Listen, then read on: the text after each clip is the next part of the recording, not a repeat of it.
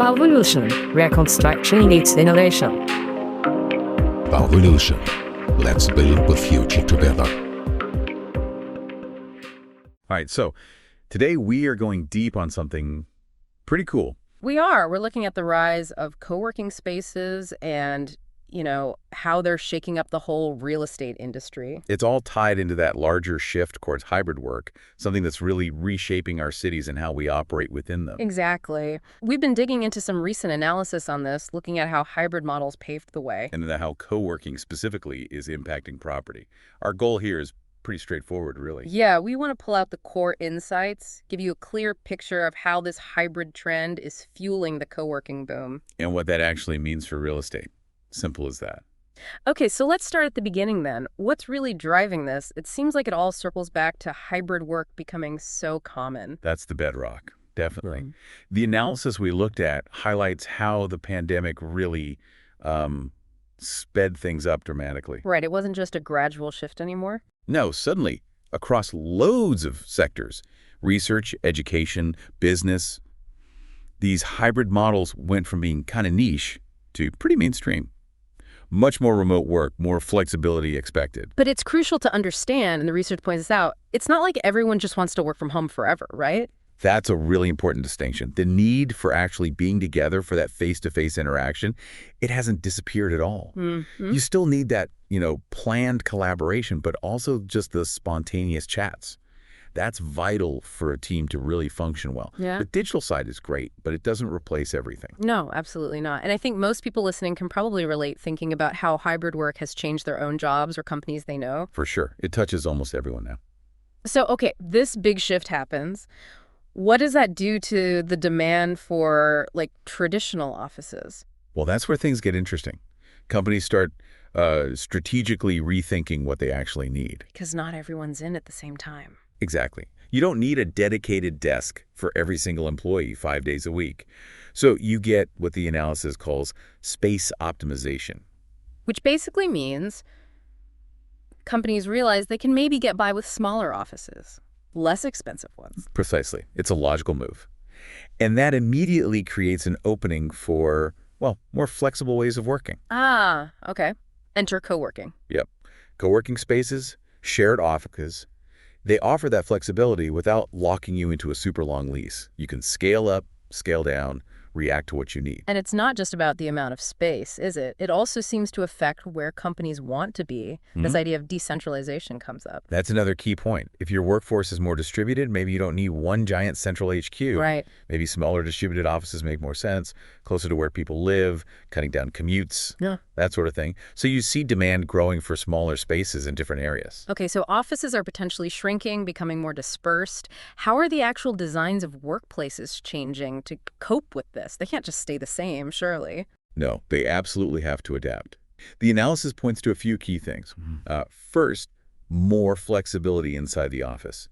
Think adaptable zones, meeting rooms you can reconfigure easily. Makes sense. If you've got a mix of people in and remote, the space needs to do different jobs, and the tech must be even more critical now. Oh, totally essential. Really robust internet, top-notch video conferencing. That becomes the baseline for keeping everyone connected, whether they're in the office or not.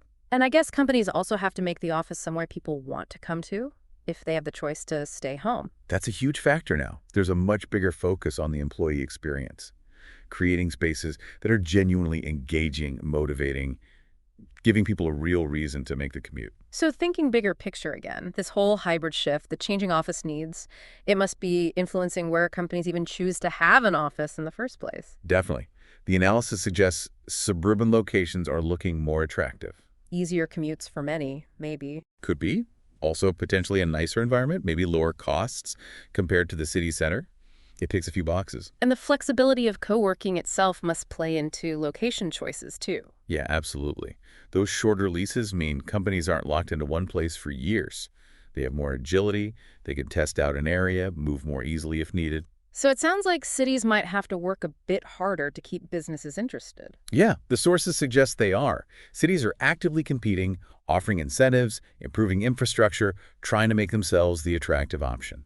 Okay, so we've traced how hybrid work changes office demand, design, location. And this leads us right back to co-working spaces taking off. It's not just happening alongside these trends, it's because of them. Exactly. It presented as a direct, logical consequence. Co-working is that key, flexible solution that's just booming, especially in cities globally. It's moved way beyond being a niche thing. It's genuinely impacting the real estate sector now. So let's dig into why they're so popular. What are the big advantages driving this? Flexibility is number one, according to the analysis. For the businesses renting the space anyway, shorter leases, ability to change your space needs. It's huge. Especially for startups, maybe, or project teams. For sure. The author even mentioned, based on freelancer experience, how common it is to just get space for a project duration. That adaptability is gold. Right. Avoiding that scary 5-year lease when your team might double or halve. But it's more than just the space and the lease terms, isn't it? There's a social side. Oh, absolutely. That's a massive draw. Co-working spaces naturally bring together people from different companies, different backgrounds. It fosters networking, knowledge sharing. Like accidental collaboration. Kind of. The analysis even links it to concepts like synergy, the whole being greater than the sum of its parts. And interestingly, it mentions this idea is even popping up in universities now, trying to create similar collaborative environments. Huh. That's fascinating. Injecting that business energy into academia. And the physical environment itself must be a pull factor, too. Definitely. They often have great amenities, good furniture, creative tools, nice communal areas. It makes for a productive, appealing atmosphere. Better than a drab old office, perhaps. Well, yeah. The author draws a contrast, maybe a bit starkly, between, say, the diverse options at a place like Stanford versus sometimes limited facilities on traditional German university campuses. Suggests maybe some new thinking is needed there, too. It really sounds like co-working ticks a lot of boxes that traditional setups maybe didn't. But what's the flip side? What does this mean for the actual real estate industry? It can't all be smooth sailing for property owners. No, you're right to ask that. It forces adaptation. Commercial property owners, they have to react to this growing demand for flexible space. We're seeing more properties being built or converted specifically for co-working. So new builds designed with co-working in mind from the start. Yeah, and also existing buildings getting repurposed. Big flexible space providers, you know the names, they're moving into traditional office buildings too, offering their model there. The analysis gives examples in places like Essen, Gelsenkirchen, but it's happening everywhere with national providers too. Even specialized ones, like for labs. Exactly. Things like life science facilities offering lab space on a flexible basis. It's diversifying. So it feels like there are kind of two main effects on the real estate world here. That's a good way to put it. On one side, owners of traditional spaces need to adapt or risk higher vacancies. They need to compete. Makes sense. But on the other side, it creates new opportunities for investors. There's strong demand for these flexible spaces, and co-working providers can become stable, long-term tenants. Ah, so the co-working company signs the long lease and then sublets flexibly. Often, yes. And you're even seeing specialized companies emerging that just focus on helping property owners convert and manage spaces as co-working facilities. Right. So summing up this part, co-working isn't just a passing fad. It's becoming baked into the real estate landscape. The analysis strongly suggests that.